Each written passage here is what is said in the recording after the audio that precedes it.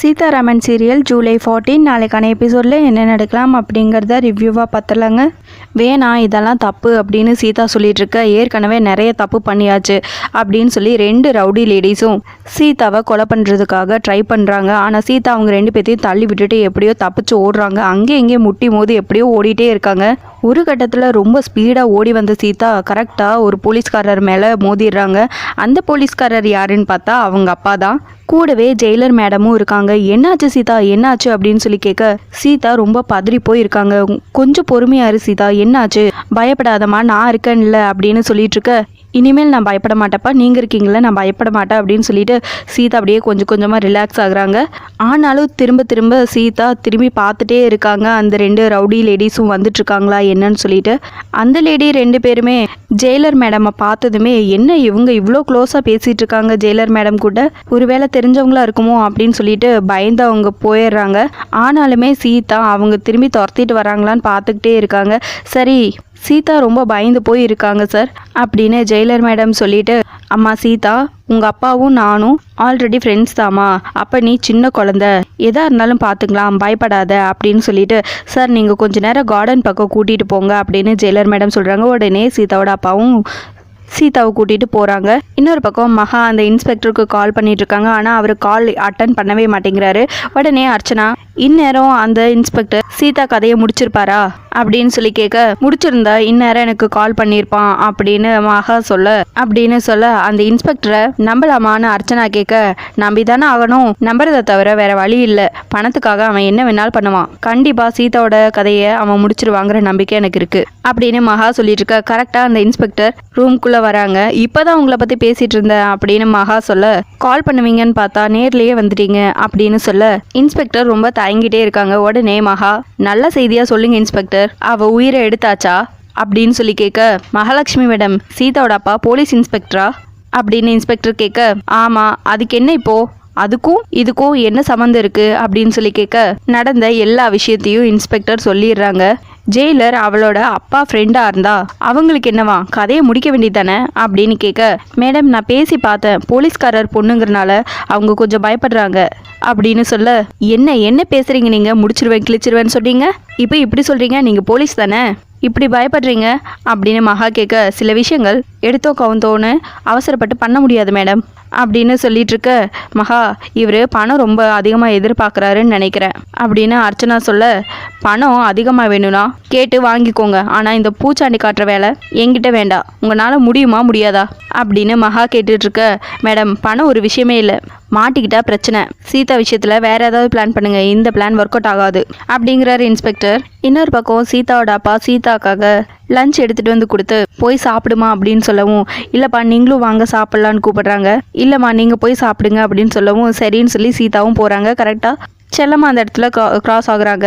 அம்மா இவங்க தான் எங்கள் அப்பா அப்படின்னு சொல்ல, வணக்கம் யா அப்படிங்கிறாங்க செல்லம்மாவும். சீதாவோட அப்பாவும் வணக்கம் சொல்கிறாங்க. சரி நீங்கள் 2 பேரும் போய் சாப்பிடுங்க அப்படின்னு சொல்லுவோம். 2 பேரும் போய் உட்காந்து சாப்பிட்றாங்க. சீதா இவ்வளோ ஜெயிலில் கஷ்டப்பட்டுட்டு இருக்கிறத பார்த்து உடனே ரொம்ப ஃபீல் பண்ணுறாங்க சீதாவோட அப்பா. ஏம்மா சாப்பாடு ரொம்ப நல்லா இருக்குல்ல அப்படின்னு சொல்லி சீதா கேட்க, ஆமாம்மா ரொம்ப நல்லா இருக்கு, கொஞ்சம் சூடாக இருந்திருந்தா இன்னும் நல்லா இருந்திருக்கும் அப்படின்னு செல்லம்மா சொல்ல, சரி நீங்கள் வெளியே வந்ததும் உங்களை நான் எங்கள் வீட்டுக்கு கூட்டிகிட்டு போய் சுட சுட விருந்து வச்சு அசத்திடுறேன் அப்படின்னு சொல்லவும் சரிங்கிறாங்க செல்லம்மாவும். சரி நீங்கள் சாப்பிட்டுட்ருங்க, நான் போய் அப்பா கிட்ட பேசிட்டு வரேன்னு சொல்லி சீதா எந்திரிச்சு வராங்க. ஏன்பா அப்பா அம்மாவையும் சித்தியையும் கூட்டிகிட்டு வந்திருக்கலாம்ல, எனக்கு பார்க்கணும் போல இருக்குப்பா அப்படின்னு சீதா சொல்லவும், ஒரு வேளை அவங்க இங்கே வந்திருந்தா உன்னை இந்த நிலமையில பார்த்து அழுது ஆர்ப்பாட்டமே பண்ணியிருப்பாமா, எனக்கு அம்மாவை பார்க்கணும் போல இருக்குப்பா அப்படின்னு சீதா கேட்க, அதான் சொன்னலம்மா இந்த நிலைமையில உமா உன்னை பார்க்க வேணான்னு தான் விட்டுட்டு வந்தேன், பார்த்தா அழுது பிராணனை எடுத்துருவாமா, எல்லாம் என் விதி, கல்யாணம் பண்ணி கொடுத்தா சந்தோஷமா வாழ்வேன்னு பார்த்தா இப்படி ஜெயிலில் கைதியாக பார்க்க வேண்டியது இருக்கு அப்படின்னு சொல்லி ஃபீல் பண்ணிட்டு இருக்க, அப்பா இன்னும் 2-3 நாள் தான்ப்பா நான் வெளியே வந்துடுவேன் அப்படின்னு சீதா சொல்லிட்டு இருக்க, சீதா ஜெயிலர் மேடம் எனக்கு தெரிஞ்சவங்க தான், அதுக்காக ஜெயில் கதவை திறந்து போன்னு சொல்லிடுவாங்களா, கோர்ட்டு தான் விடுதலை பண்ண முடியும், முட்டாள்தனமாக பேசாத அப்படின்னு சொல்லிட்டு இருக்க, அப்பா நிஜமாக தான்ப்பா சொல்கிறேன், இன்னும் 2-3 நாளில் நான் வெளியே வந்துடுவேன் அப்படின்னு சீதா சொல்ல, ஏம்மா என்னென்னமோ பேசி என்னை பாடாப்படுத்துற, உன்னை பெத்த ஒரு பக்கம் அழுது என்னை ஒரு படுத்திட்டு இருக்கா. முட்டாள்தனமா ட்ரக்ஸ் எல்லாம் நான் தான் கிடத்தினேன்னு வாக்குமூலம் கொடுத்துட்டு 2 நாள் வந்துடுவேன் 3 நாள் வந்துடுவேன்னு கதை விடுறியா அப்படின்னு கேட்க, வார சோத்து முட்டையெல்லாம் தூக்கிட்டு என்னால் இங்கே வர முடியாது, இனி நீ விடுதலை ஆகும்போது தான் வருவேன் அப்படின்னு சொல்ல, அப்பா சொன்னா நம்புங்கப்பா, நான் 2-3 நாளில் விடுதலை ஆயிடுவேன் அப்படின்னு சொல்லியிருக்க. ஜோக்கெல்லாம் பண்ணாத சீதா அப்படின்னு சொல்ல, அப்பா ஜோக்கெல்லாம் பண்ணலப்பா, நான் நிஜமாக தான் சொல்கிறேன், இன்னும் 2-3 நாளில் விடுதலை ஆயிடுவேன். அதுக்கு முன்னாடி உங்களுக்கு ஒரு முக்கியமான வேலை இருக்குது. நீங்கள் உடனே குலசேகரப்பட்டினம் போவேனா, 2 நாள் நீங்கள் சென்னையிலேயே தங்குங்க அப்படின்னு சீதா சொல்ல, சென்னையிலேருந்து நான் என்ன பண்ணுவேன், குலசேகரப்பட்டினம் போலீஸ் ஸ்டேஷனில் இருக்கிற வேலையெல்லாம் உங்கள் அப்பனா பார்ப்பான் அப்படின்னு கேட்க, ஆமாம் நீங்கள் தான் அப்பா, நீங்கள் தான் பார்க்கணும், நீங்கள் தானே இன்ஸ்பெக்டரு அப்படின்னு சீதா சொல்லிட்டு இருக்க. சீதா வேணாம், என்னை டென்ஷன் பண்ணாத, 3 நாள் எப்படி ரிலீஸ் ஆக முடியும் அப்படின்னு கேட்க, அப்பா அதுக்கெல்லாம் நான் பக்காவாக பிளான் பண்ணிட்டேப்பா அப்படின்னு சொல்ல, சீதா ஏண்டி என்னை இம்சை பண்ணுற, பேசாமல் இருமா, சொல்கிறல்ல, உன்னை இப்படி பார்க்க என் கொலையே நடுங்குதுமா அப்படின்னு சீதாவோட அப்பா ஒரு பக்கம் சொல்லிட்டு இருக்க. அப்பா நான் போலீஸ் மக, எதையும் தாங்கும் இதயம், அதுவும் இல்லாமல் நான் ஸ்கெட்ச் போட்டால் தப்பாது அப்படின்னு சொல்லிட்டு இருக்க.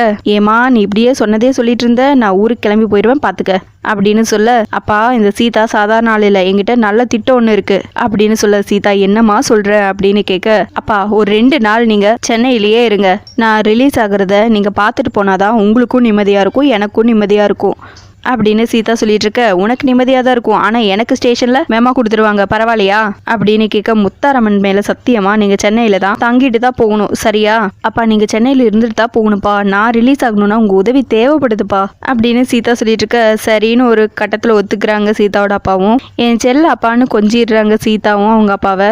இன்னொரு பக்கம் ராம் சீதாவை நினச்சி ரொம்பவே ஃபீல் பண்ணிட்டு இருக்காங்க. சீதா ராம்காக தைச்சு கொடுத்த யூனிஃபார்ம் எடுத்து பார்க்குறாங்க. பழைய ஞாபகங்கள் எல்லாமே வருது. சீதா ராம்காக ஆசையாக போலீஸ் ட்ரெஸ் ஒன்று தைச்சு கொடுக்குறாங்க. அது கரெக்டாக இருக்கணும்னு சொல்லி முத்தாரம்மன் கிட்ட பழையபடியே வேண்டிக்கிறாங்க. நினச்ச மாதிரியே ட்ரெஸ்ஸு கரெக்டாக ஃபிட்டாக இருக்குது ராமுக்கு. இதை பார்த்தது ரொம்பவே சந்தோஷப்படுறாங்க சீதா. செல்ஃபியெல்லாம் எடுத்துக்கிறாங்க. இதையெல்லாம் யோசிச்சு பார்த்து ராம் ரொம்ப ஃபீல் பண்ணி உட்காந்துட்டு இருக்காங்க. அந்த டைமில் கரெக்டாக மீரா வராங்க. ராம் என்னாச்சு, சீதா என்ன சொன்னா அப்படின்னு கேட்க, ரிலீஸ் ஆகி வந்துடுவேன், இன்னும் 2-3 நாளில் ரிலீஸ் ஆகி வந்துடுவேன்னு சொன்னா, பயப்பட வேணான்னு சொன்னா பாஸ், இன்னும் 2-3 நாளில் ரிலீஸ் ஆயிடுவேன்னு சொன்னா பாஸ், பயப்பட வேணான்னு சொன்னா அப்படின்னு சொல்லிட்டு இருக்க. அவ வந்துருவான்னு உனக்கு நம்பிக்கை இருக்கா ராம் அப்படின்னு மீரா கேட்க, வாழ்க்கையில எனக்கு இருக்கிற ஒரே நம்பிக்கை சீதா தான், அவ சொல்தான் இனிமேல் எனக்கு வேத வாக்கு அப்படின்னு சொல்ல. சீதா ஒரே வாரத்தில் பரதநாட்டியம் கற்றுக்கிட்டதும் கண்ணில் மிளகா பொடி பட்டும் போட்டியில் ஜெயிச்சது எல்லாமே சித்தியை தோக்கடிக்கிறதுக்காக இல்லை, மதுக்காக தான். மதுக்காக சீதா நிறைய கஷ்டப்பட்டிருக்கா, அவ நிறைய முயற்சி பண்ணியிருக்கா. ஏன் உன்னை கல்யாணம் பண்ணிக்கிட்டதே மதுக்காக தானே. ஆனால் சீதா பண்ண எந்த தியாகமும் மதுவுக்கு இது வரைக்கும் புரியவே இல்லை, புரிஞ்சுக்கவும் முயற்சி பண்ணல அப்படின்னு சொல்லிட்டு இருக்க. என்னைக்காவது ஒரு நாள் புரியும், அப்பதான் சீதா அவங்க மேலே எவ்வளோ அன்பு வச்சிருக்கான்னு அவங்களுக்கு தெரிய வரும் அப்படின்னு ராம் சொல்ல. கூட பிறந்த தங்கச்சியை, அதுவும் இவ்வளோ அன்பு வச்சிருக்கிற தங்கச்சியை புரிஞ்சுக்க முடியலன்னு நினைக்கும் போது ரொம்ப வருத்தமாக இருக்கிறாம் அப்படின்னு மீரா சொல்லிட்டு இருக்க. மது மட்டும் இல்லை, நானும் நிறைய சந்தர்ப்பத்தில் சீதாவை புரிஞ்சுக்கவே இல்லை, அதுதான் உண்மை. நானும் தப்பாக நடந்திருக்கேன், சீதா மனசை காயப்படுத்தியிருக்கேன். அதுக்காகலாம் சீதா என்ன வெறுக்கவும் இல்லை, என் மேலே கோவப்படவும் இல்லை. சீதாவை எல்லாரும் புரிஞ்சுக்கிட்டு கொண்டாடுற ஒரு நாள் வரும் அப்படின்னு ராம் சொல்லிட்டு இருக்க. சீதாவை உன்னை கட்டி வச்சது வேற யாரும் இல்லை ராம், உன்னை பெத்தவ தான். சீதா உருவத்தில் அவங்க தாண்டா உன் கூட இருக்காங்க. சீதா உனக்கு ஒரு நல்ல தாயாகவும் ஒரு நல்ல மனைவியாகவும் இருப்பா. நீ ரொம்ப அதிர்ஷ்டசாலிடா அப்படின்னு மீரா சொல்லிட்டு இருக்க. நடந்த எல்லா விஷயத்தையும் கேட்டுட்டு இருக்காங்க. மதுவும் ஒரு பக்கம் ரொம்பவே ஃபீல் பண்ணிட்டு இருக்காங்க. எபிசோடு முடிச்சிருக்காங்க. உங்களுக்கு இந்த வீடியோ பிடிச்சிருந்தா லைக் பண்ணுங்க, ஷேர் பண்ணுங்க, கமெண்ட் பண்ணுங்க. தேங்க்யூ.